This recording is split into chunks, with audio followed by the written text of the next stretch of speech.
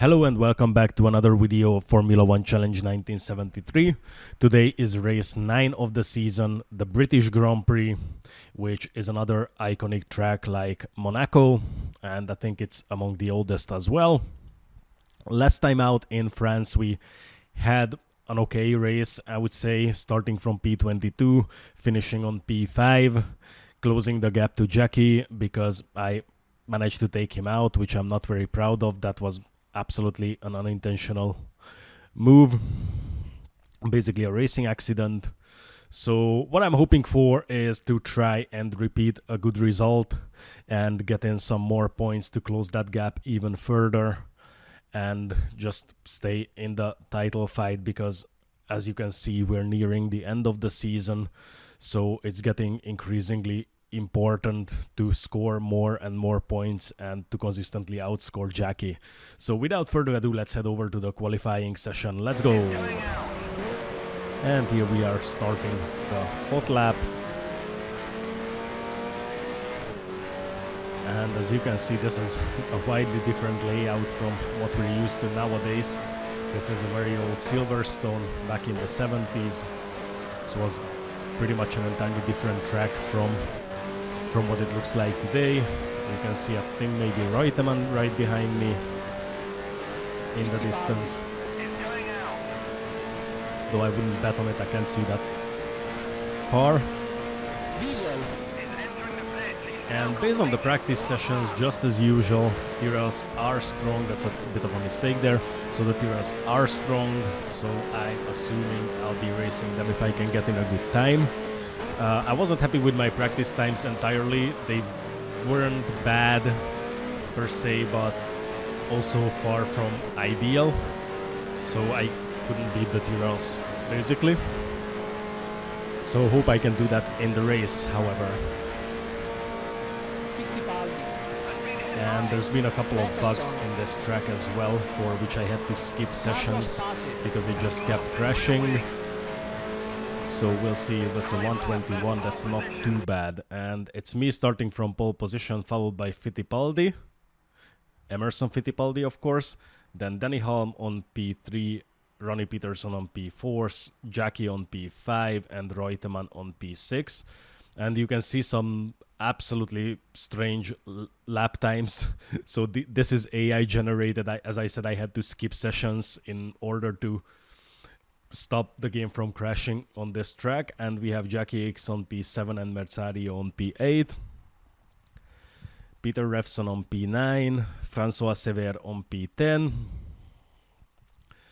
So yeah, disregard the qualifying times that it shows for the AI. Beltoise on P11, James Hunt on P12.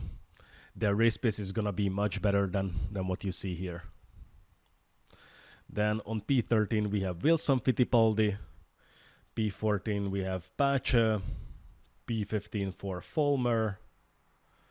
Right next to him is Jackie Oliver on P16, Halewood on P17, Jarrier on P18, Wiesel on P19. Right next to him is Graham Hill on P20. Then we have Eamon on P21, Butler on P22. As you can see, the starting grid itself is a huge mess. Regazzoni on P23, Von Opel on P24, De Adamic on P25, Purley on P26.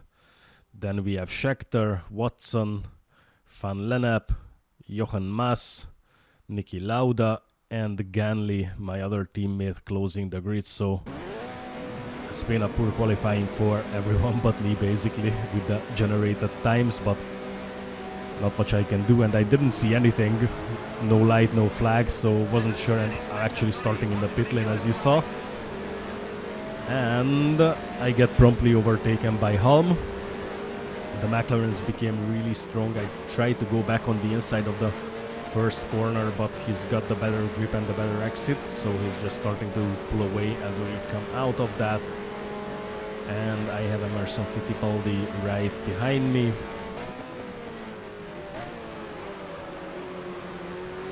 And at this point I was still hoping that I can stay close to Danny and keep up with him for the majority of this race, at least until the pit stops, so I actually might beat him in the pit stop. But as you can see, these plans are fading away as we're about to finish the first lap. Well, actually we're about halfway through the lap, so he's already 1 second ahead of me, and I still have Emerson quite close, still within 1 second behind, and you can see multiple cars in the mirror as I go into this corner. I think that might be Reutemann or one of the other McLarens. I can't really make it out from that distance in the mirror. Yep, that was Reutemann. He overtook Fittipaldi. And now we're entering lap 2. And Holm just keeps increasing his lead. It's already more than 1 second. And I managed to pull away from Reutemann, and there was a yellow flag for a second. Someone is out of the race. Jackie X. Yep, Jackie X is out of the race.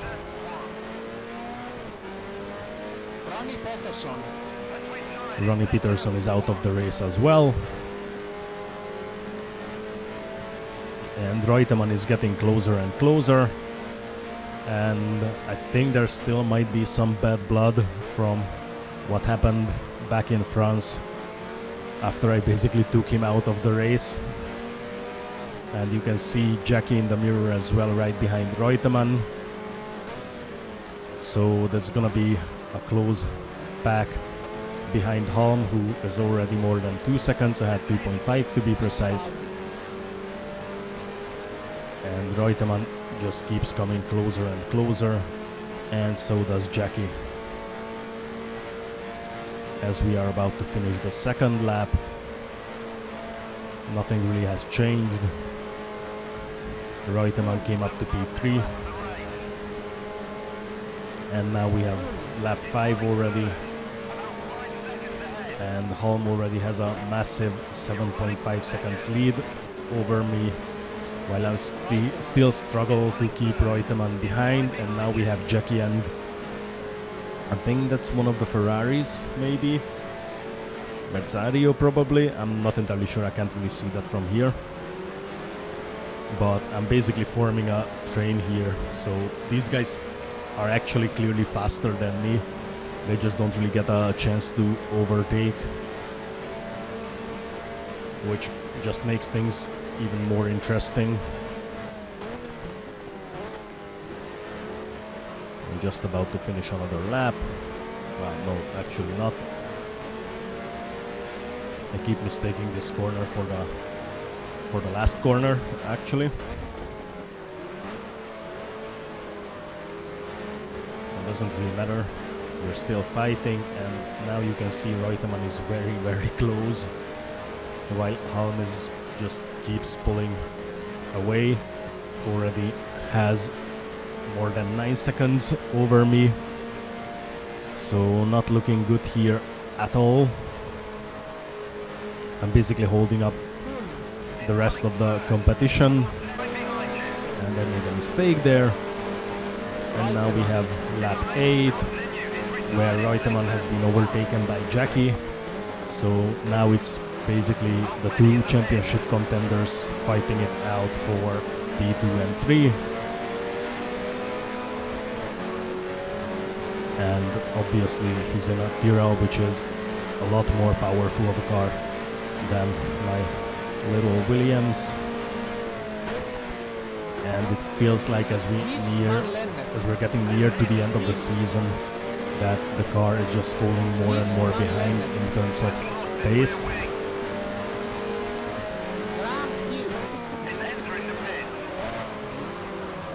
Just going a little bit wide again, but so did Jackie, so he couldn't overtake me, which was good.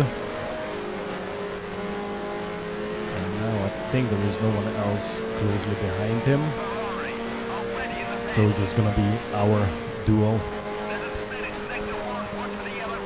Going a little bit towards the pit lane.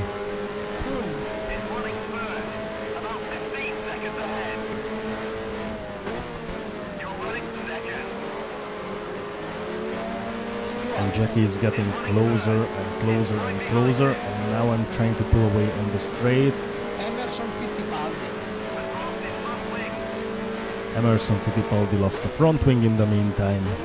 Emerson Fittipaldi. And now he's out of the race.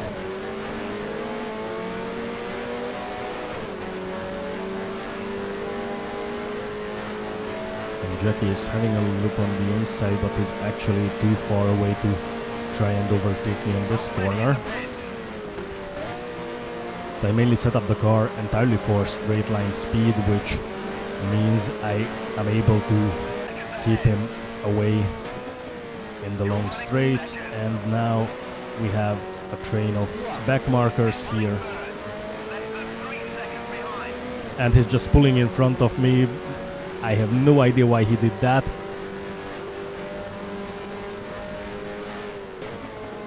And basically I was hoping that they will be my saviors, and as you can see it's kind of working out, because I was hoping that they will hold up Jackie enough so I can pull away at least just a little more. And now I have more than a second over Jackie. And well, Halm has more than 16 seconds over me, so well, not entirely the race I was hoping for, starting from pole position. Well, kind of an undeserved pole position, but a pole regardless.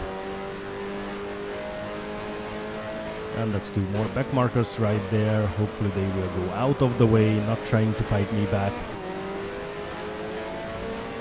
Obviously you may never be sure. He actually doesn't pull in front of me, and the other one is going out of my way as well. That's really nice of them.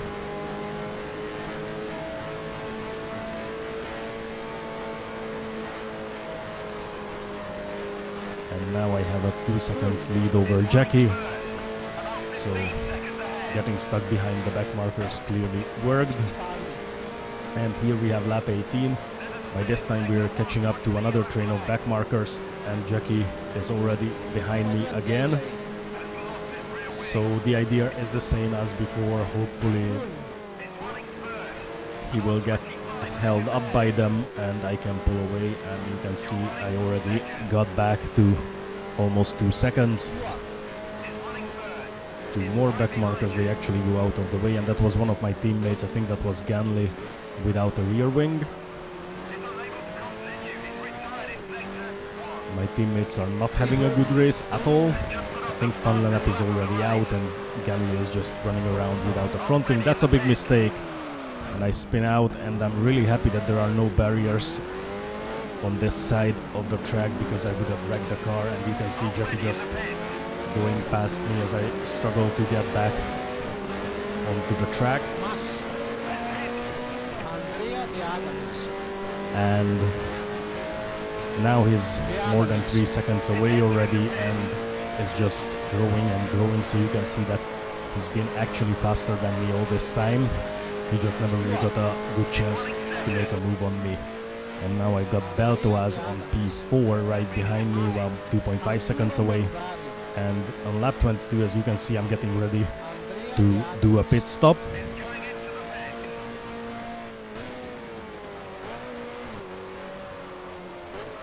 Because, well, I'm running out of fuel.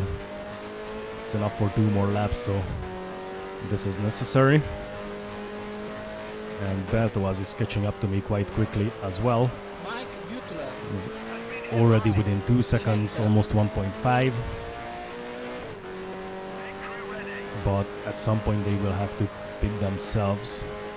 I mean, I'm not hoping to catch Jackie in the pits because he's already almost 6 seconds away from me.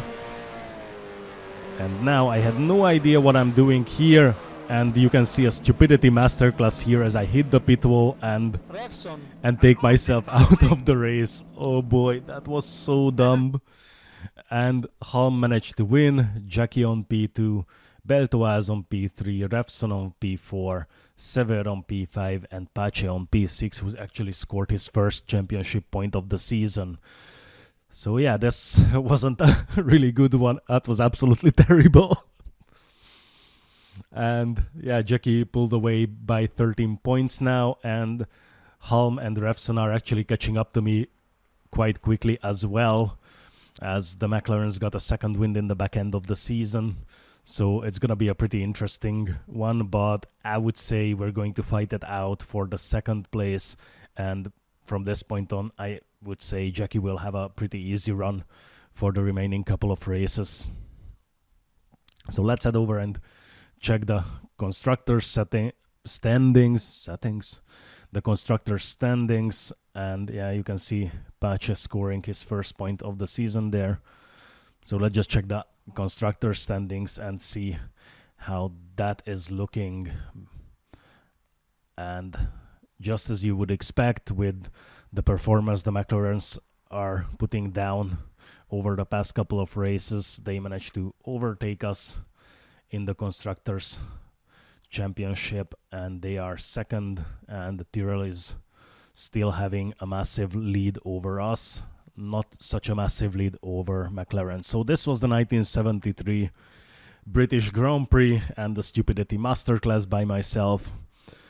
Hope you enjoyed it. Thank you very much for watching, and I'll see you at the next race in the Netherlands. Goodbye.